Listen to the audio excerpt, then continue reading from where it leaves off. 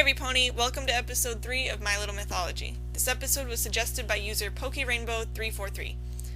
The Arimaspi doesn't have enough information to do a whole episode, so I thought I could cover Griffins at the same time, considering the relationship between the two creatures. The Arimaspi made me wonder about it when I first watched The Lost Treasure of Griffinstone, because, like the Aizotl, I had never heard or seen anything about this creature. Well, it turns out, Arimaspi weren't actually monsters at all. They stem from Greek mythology, just like the Griffins. They were a tribe of one-eyed men who lived in Scythia, which is now southern Russia and Kazakhstan. They lived at the bottom of the mountains, while the Griffins resided at the top of the mountains. The two tribes were said to be in constant war over the gold that the Griffins had. So, if the Arimaspi were just human cyclops, then why did they go with a goat-like design in the show? Obviously, if the Griffin species in real life were to have a rival, it would make sense that it would be the Arimaspi, because of the actual history and legends based around them. My best guess, at first, was that it was a callback to the G1 villain Grogger, who was a evil demonic ram necromancer? Wow. Anyway, I learned that there's a huge fan base for Grogger. Lots of fans want to see him appear in Friendship is Magic, and I can definitely see why. He would be an awesome villain to add to the G4 canon. So let's get back to the Arimaspi. Let's assume that eventually maybe we will get to see Grogger in G4, and separate him from the Arimaspi completely. The next thing I tried to think of was, okay, Greek mythology, Greek goats, satyrs. Satyrs were upright walking, goat, horse, human hybrids, who worshipped the Greek god of wine and festivities, Dionysius. They are often confused with another similar creature called the faun.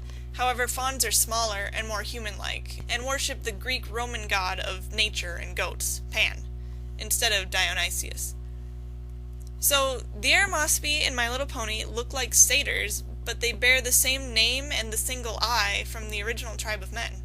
I think I've pretty much covered Arimaspi now, but let me know what you think in the comments. What are your theories and ideas?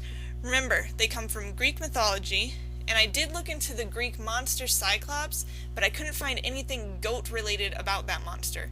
The actual tribe of Arimaspi also seemed to be considered completely separate from the monster Cyclops.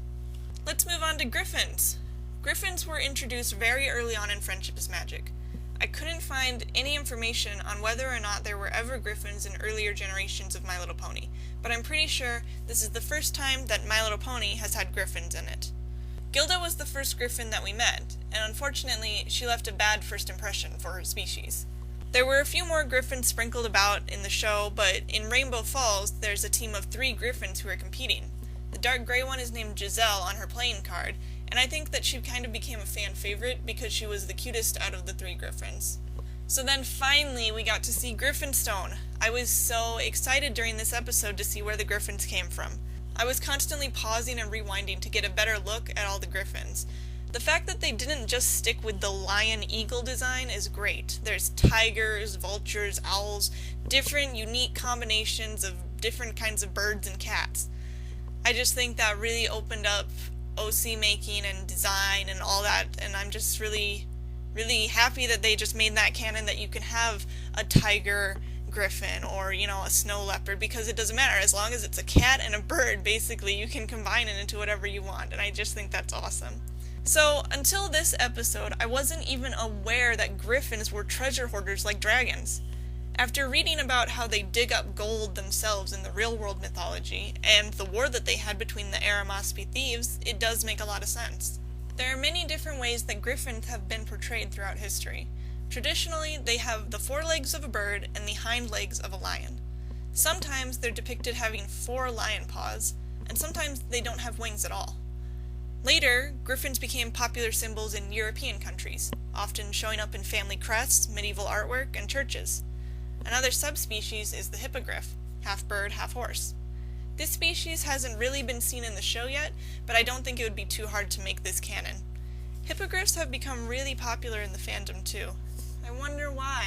So in conclusion, I think it was really clever of the creators to incorporate the real mythological enemy of the Griffins into Friendship is Magic. And the design change was original, and turning it into a cycloptic satyr was a really clever way around the Arimaspi being human, while still sticking with the Greek origin. Please comment and tell me what you think about this monster.